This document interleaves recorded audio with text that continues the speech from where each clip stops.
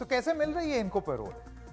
2017 में ये जेल गए थे, इनको दोषी पाया गया और कुल 133 दिनों की पैरोल और फरलो पर ये बाहर आ चुके हैं 2017 से लेके अब तक।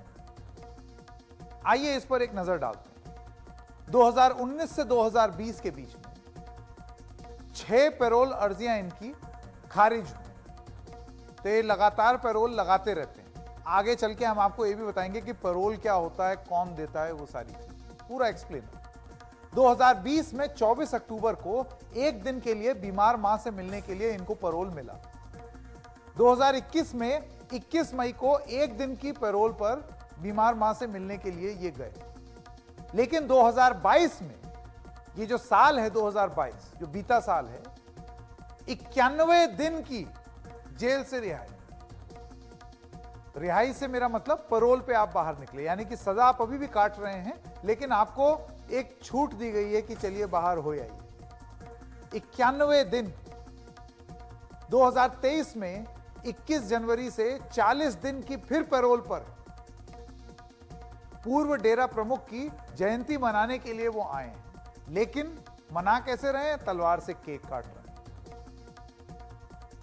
आइए आगे चलते हैं और आपको बताते हैं कि किस तरीके से ये पैरोल के पीछे कोई राजनीति तो नहीं है। राजनीति और चुनाव तो नहीं दिलवा रहे हैं पैरोल, क्योंकि जो टाइमलाइन है ना वो कुछ ऐसी कहानी बताती है। तो 2022 में ये जो साल, जैसा हमने आपको बताया, 91 दिन ये जेल से बाहर रहे। इसमें फरवरी माह में 21 दिन थे।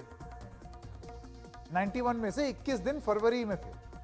फरवरी 2022 में क्या हो रहा था? 7 फरवरी को ये रिहा हुए और 20 फरवरी को चुनाव थे। कहां? पंजाब।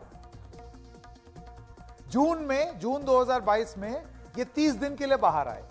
17 जून को रिहा हुए। 19 जून को क्या था? हरियाणा नगर निगम चुनाव। 23 जून को संगरूर लोकसभा उपचुनाव हुआ। अक्टूबर में 40 दिन के लिए ये बाहर आए।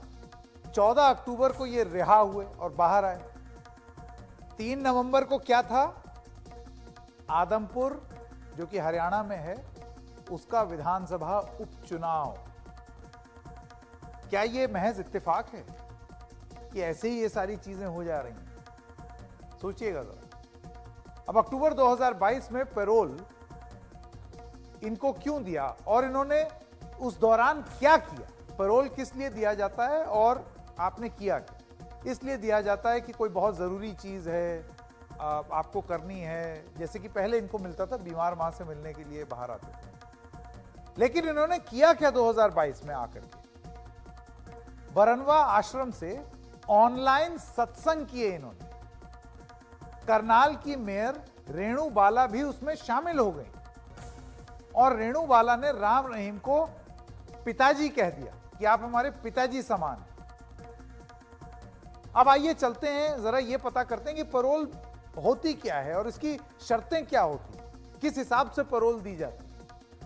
तो सुप्रीम कोर्ट ने 2017 में, जरा फुल फ्रेम जाएं इस पर, सुप्रीम कोर्ट ने 2017 में आदेश दिया था कि पैरोल और फरलो, ये दोनों तरीके होते हैं, जो सजा काट रहे होते हैं वो लोग बाहर आ जाएं कुछ समय के लिए। एक सशर्त अस्थाई रिहाई है, temporary release, conditional temporary release, इस फायदे के साथ कि रिहाई की मियाद कुल सजा का हिस्सा हो।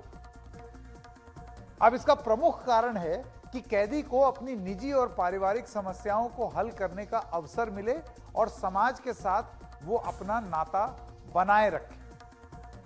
Haryana good conduct prisoner temporary release नियम 1988, ये एक नियम है हरियाणा में।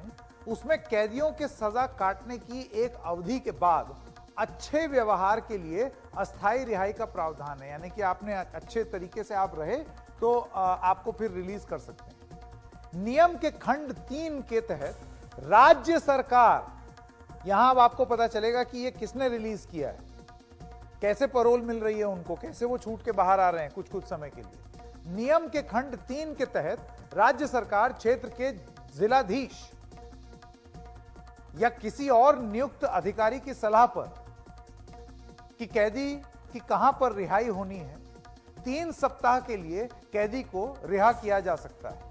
अगर कैदी के परिवार के सदस्य की मौत हो चुकी है या गंभीर रूप से बीमार है या कैदी गंभीर रूप से बीमार है, तब ये आपको पैरोल दे दी जा सकती है। अगर कैदी की या उसके किसी करीबी परिवार वाले की शादी होनी है तो 4 सप्ताह की रिहाई हो सकती है। या अन्य कारण जैसे अपने पर किसी निर्भर को का शैक्षिक संस्था में दाखिला कराना हो या पत्नी को अस्पताल में डिलीवरी हो या घर की मरम्मत हो, इन सब में आपको पैरोल मिल सकती है। कानून के तहत बने नियमों में पर्याप्त कारण दिए गए। साल में 6 हफ्ते के लिए कैदी अपनी खेतीहर जमीन पर काम के लिए पैरोल की अर्जी दे सकता है। दोषी पाए जाने के बाद 3 साल तक लगातार सजा काटने से और जेल के किसी नियम का उल्लंघन न करने पर आपको फरलो मिल सकती है। पैरोल या फरलो के जरिए अस्थायी रिहाई राज्य देता है, लेकिन इसे अदालत में चुनौती दी जा सकती है।